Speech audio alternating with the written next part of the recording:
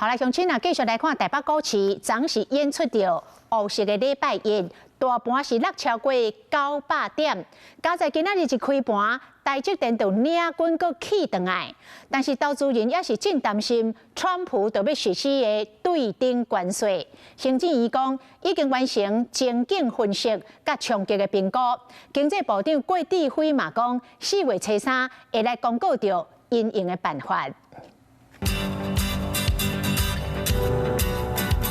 半面红讲4月头一个交易日，真侪人定着拢头一口气，毕竟前一天台股动力超过900点，甚至创下有史以来第4大低点，互小股民拢稀稀惨。佮讲敢就要困伫咧公园内。今天开盘没多久，台股大盘随即站回21000点大关，而全指股台积电昨天收在今年的最低价910元，今天也终于止跌回升。加在股市非常反攻，原本外界看到台股崩盘，拢伫咧讨论政府敢爱进场护盘，因为当国内外发生重大事件，影响民众信心，致使市场乱卡波。经委员会决议，得当动用5000亿的国安基金。全世界的地缘政治、经贸秩序，乃至于产业结构，都还在持续的调整当中。多数民众最近真歹放心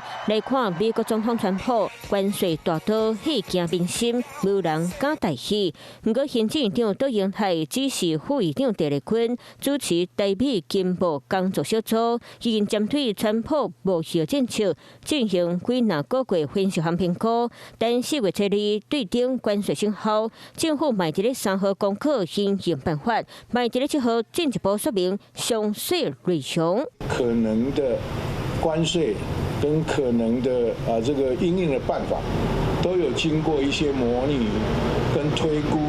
譬如说如果加10%，那我们应该怎么做？如果加25%，我们会怎么做？川普对顶关税到达日子，全世界人拢伫咧等待，咱台湾嘛谨慎备战。